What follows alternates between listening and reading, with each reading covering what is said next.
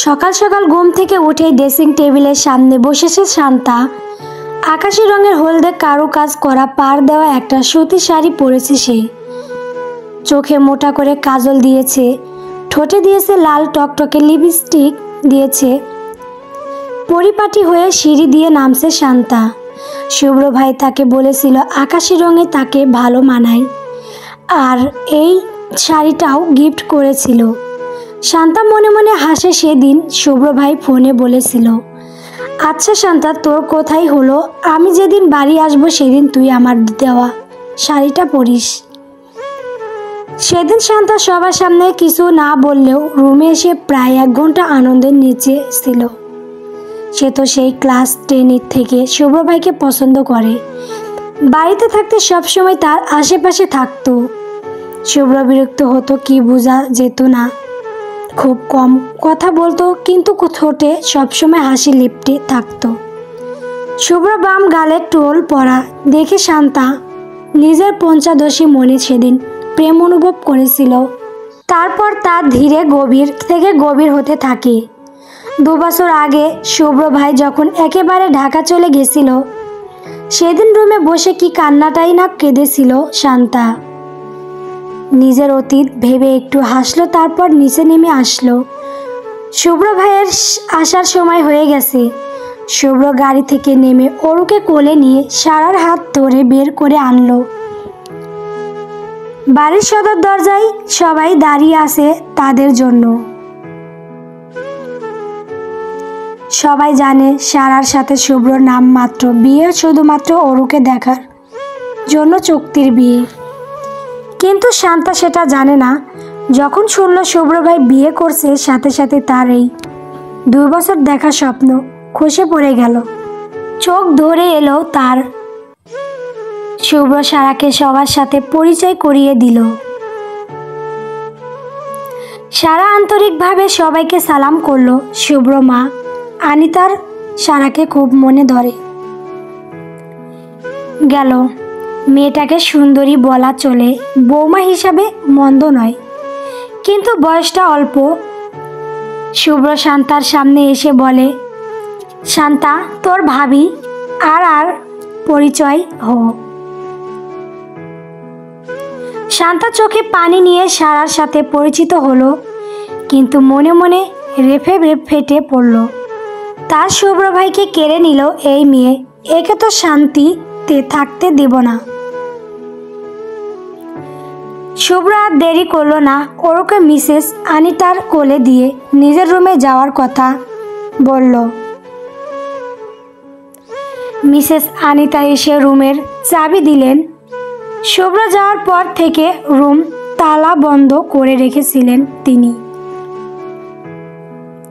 আজ সকালে সব পরিষ্কার করেছে। শুভ্র সারার হাত ধরে লাগেজগুলো নিয়ে দোতলায় উঠে এলো। তারপর রুমে গিয়ে সারাকে বলল ফ্রেশ হয়ে নিতে। সারা রুমের চারদিকে চোখ বুলালো। না, এই রুমটা মোটেও ঢাকার মতো না, তার থেকে দ্বিগুণ বড়। অফ হোয়াইট রঙে রঙিন ঘর, এক পাশে বিশাল বিছানা, তার পাশে রাখা বেড সাইড টেবিল। ঘরের দক্ষিণ পাশে বিশাল বেলকনি ফুলে ভরা। ঘরের এক কোণে সোফা রাখা, তার সামনে টি টেবিল। বিছানার যে অন্য পাশে 2টা আলমারি, একটা ড্রেসিং টেবিল আর এক পাশে পড়ার টেবিল। সারার এক কথায় শুভ্র রুমটা খুব পছন্দ হলো। সারা ওয়াশরুমে গিয়ে গোসল করে বের হলো। কোমর সমান চুল ছেড়ে দেওয়া, টুপটুপ করে পানি পড়ছে। শুভ্র সোফায় বসেছিল। সারার দিকে চোখ যেতেই তার চোখ আটকে গেল। গোসলের পরও যে একটা মেয়েকে এত সুন্দর লাগে সে আগে কখনোই দেখেনি। শুভ্র শুকনো ডোক গিলল, তারপর বিড়বিড় করে বলল, হায়রে পিচ্ছি পাখি, এই শুভ্র দিন দিন তোমার মধ্যে মাতাল হয়ে যাচ্ছে।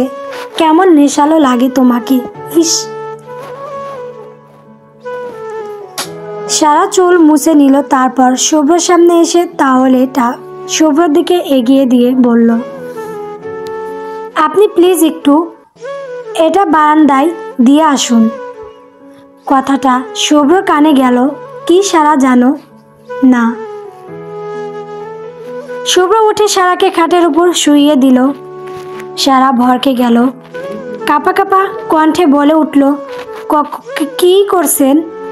শুভ্র এবার সারার মুখের কাছে এলো, নাকে নাক ঘষা দিয়ে বলল, কেমন জানি পাগল পাগল লাগছে নিজেকে, প্লিজ একটু সহ্য করো। সারা কিছু বলতে যাবে তার আগেই দরজার কেউ কড়া নাড়ল। শুভ্র বিরক্তিতে চোখ মুখ কুঁচকালো। এমন টাইমে বিরক্ত করে বলা মতো না।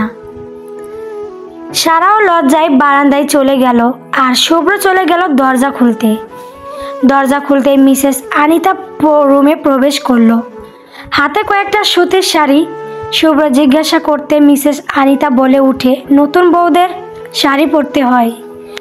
শুভ্র এত বেশ বিরক্ত যে মেয়েকে এমনি দেখলেই তার দুনিয়া থমকে যায়, সে নাকি শাড়ি পরে থাকবে তার সামনে।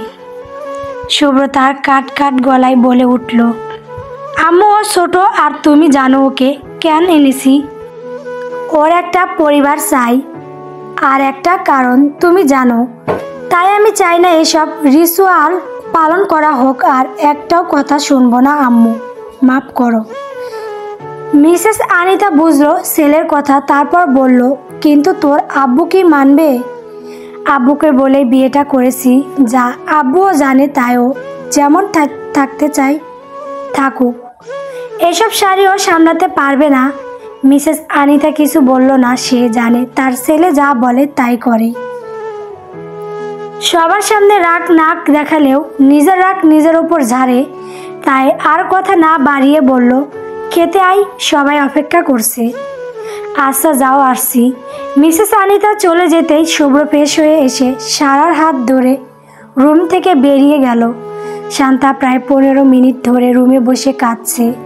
তার মনে শুভ্র ভাইয়ের জন্য আলাদা রাজ্য ছিল, কিন্তু তার শুভ্র ভাই তাকে ঠকালো। শান্তা চোখ বেয়ে পড়ছে অগণিত নোনা জল, চোখের কাজল লিপটে গেছে। আকাশী শাড়ি রুমে এসে ছিঁড়ে ফেলেছে, তার হৃদয় পুড়ে যাচ্ছে, কান্না থামছে না, চোখ লাল হয়ে গেছে। তখন তার মা মনিরা খাবার জন্য ডাকতে আসলো। শান্তা চোখ মুছে দরজা খুলে ওয়াশরুমে চলে গেল আর তার মা মনিকে বলল, তুমি যাও, আসছি। মনিরা বুঝলো না তার মেয়ে এমন কেন করছে।